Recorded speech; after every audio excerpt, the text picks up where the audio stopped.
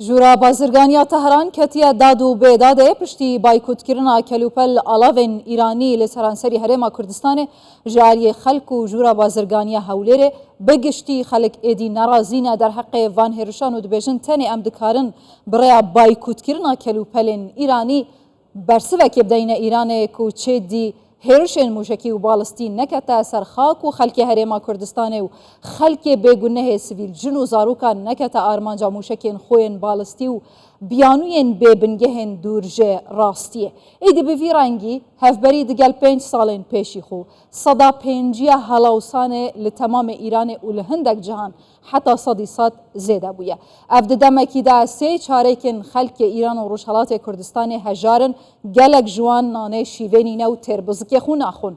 بازرگانی دنابر هرما کردستان و ایران زیادتر از 3 میلیارد دلار و 8 درین بازرگانی هاوردکرن و هناردکرن دنابر هرما کردستان و ایران هنه دو جوان درین ناف دولتینه. لسروی مجاره جچی علیار چافدر سیاسی جستوکولم دپرسم هجاچی گلک خیراتی کردستان 24 تو هلویستا خلک هرما کردستان چه دبینی هم بری بایکوت کرنا کلوپل ایرانی لبازار هرما کردستان پشتی هرشا بالستی سر خلک سویل.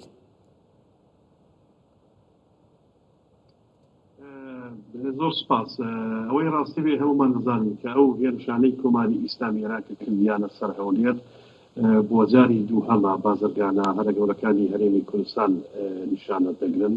و مەبەستیان ئەوەیە نائامنکردنی هەرێمی کوردستان ئەوەی کە وڵاتانی دیکە و کەسانی سەرمایەدار نیان بازرگانی بکەن و بەگشتی زەربەلێدان لە ئابووری هەرێمی کوردستانە. ئێمە دەزانین کە هەر وڵاتەی بەو کەلوپەرانەی کە هەیەی پارێزگاری لە خۆی دەکات. کۆماری ئیسلامی ئێران ڕەنگە لەباری موشەکیدا بەهێز بێت بەڵام لەبارەکانی دیکەدا باری ئابووریەکی فەلەج و داڕماوی هەیە بۆ ئەو بڕیاری هەرێمی کوردستان کە ئابووری هەرێمی کوردستان یەکجار زۆر لە ئابووری داڕماوی ئێران بەهێزترا بە بڕای من باشترین بڕیار بوو کە ژووری بازرگانی داوای کردووە کە کەلوپەلی ئێرانی هاوردە نەکرێ بۆ هەرێمی کوردستان. ئێمە دەزانین کە هەرێمی کوردستان هاوردەی کەلوپەل دەکات نە کەناردە ناکات و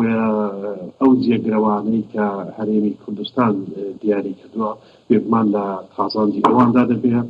بە قازانجی هەرێمی کوردستانە و ئەوەی کە زەرەر دەکات وەک باسیشتا کرد 3 میلیارد دلار زیاتر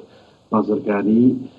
بۆ ئێرانێکی کە ئابووریەکی داڕماوی هەیە بێگومان بەزەرری تاو دەبێت. سزاین وڵاتین ئەوروپی سزاین ئەمریکا هەژاریە لە ئیرانێک و زیاتر ژە 26 ملیۆن کەسان لەژێر خەت هەیە لە هەژاریێنە و ئالۆزین لە ڕۆژهەڵاتە ناڤەڕاست جالیە ئیرانێ بەچێت بن قەت هەف ناگرن. بۆچی ئیران دەوێ گێلە شوک و بێسەروبەریەدایە؟ ئیران چت خوازیت؟ بێگومان وایە ئەو شتانەی و کارانەی کە کۆماری ئیسلامی ئێران دیکە لە ماوەی 30 ساڵی ڕابردوودا شتێکی تازە نیە، هیچ شتێکی دەگەڵ عەقڵ و دەگەڵ بە شێوەیەکی سیستماتیکە وڵاتانی پێبەڕێوە دەچن بەو شێوەیە نییە کارەکانی. هەر ئەوەی کە پشتیوانی لە ئەو هەموو گروپە تێروریستیە دەکات لە وڵاتەکانی ناوچەدا و بە ملیاردتا دۆلار وەرباسان کرد ئابووری ئێران وڵاتێکی دەوڵەمەندە. ئەو هەموو ئابووریە خەرجی وڵاتە گروپانی تۆریستی دەکرێت و دەستێوەردان لە عێراق و لە یەمەن و لە ئیسرائیل لە فەلەستین و لە سووریا و لە هەموو وڵاتانی دیکە لە لوبنان و دەستێوەردانە دەکات ئەو هەزینەیەکی یەکجار زۆری هەیە کە خەڵکی ئێران دەبێت ئەو هەزینەیە بدەن. بەڵام بە بڕای من ئەوە تاسەر نییە، تاسەر کۆماری ئیسلامی ئێران ئەوەی بۆ ناچێتە سەری ئەو تەحریمانە کە لەسەر یەکی و ئەو شەڕە نێونەتەوەیانەی کە بۆی لە هەموو لایەکەوە ئێساش بۆی هاتووە بێگومان لە دووڕێیانێکی داناوە ئێستا کۆماری ئیسلامی کە هەردوو ڕێگاکە بە زەرەرەتی. ڕێگای ئەوەڵ ئەوەیە کە پاشگەڵ بێتەوە لە پشتیوانی لەو گروپە توریستیانە و میلیشیانەی کە هەیە لە ناوچەکەدا کە ئەوە بۆ خۆی داڕمانی کۆماری ئیسلامیە چونکە مەبەستی ئەو هەناردەکردنی شۆڕشی ئیسلامیە بۆ وڵاتانی دیکە بۆ هەموو جیهان. ڕێگای دووهەم ئەوەیە کە ئەگەر ئەوە نەکا ئەفان کە ئابووری دنیای خستۆتە مەترسیەوە بەتایبەت بێگومان فشارەکان لەسەری زۆر زیاتر دەبن و فشاری زیاتری ڕەنگەدەوا دەبێت. باشە ji dema şûreşa Xumeyni sala 1970 û nihan heta roja Evrûke pareyê Îranî di dîroka xwe de qasî niha bêqîmet nebûye. Serbarî wêyekê ku Îran digel dewrûberê xwe jî ne cîranekê aştî xwaze. Navber kêşeyên wê gel Tirkiye li gel Herêma Kurdistanê bi xwe Iraq tu dizanî rewş çawa ye. ئەف بازرگانیە تێتەکردن پشتی vê هێرشێ di matirsiyên zêdetir da ye û pareyê Îranî her ku çî zêdetir dat kevît bi taybetî piştî hêrişawan ya mûşekî li ser hewlêra paytext. Mirov dikare bêje sibaroja aboriya Îranê dê çi bît? ئابووری ئێران بەرەودارمان دەڕوا هەر ئەو گەمارویانەی کە ئێستا لە سەرەتی کۆماری ئیسلامی ئێران دەگەڵەوەی کە دەتوانێت هەڵادەیەک نەفت فرۆشی و هێندێکی جازایان پێداوە بەڵام لەبیرمان نەچێت بە 40 تا 50% لە نرخی بازاڕی نەوت هەرزانتر ئەو نەوتی دەفرۆشێ ئەوە بۆ ماوەیەکی کورتخایان بە وڵاتێکی دەوڵەمەندی وەگەرا ڕەنگە بە ماوەیەکی کورتخایان بتوانێت ئەو خۆژانەیە خۆی هەر بەرێتە پێشێ و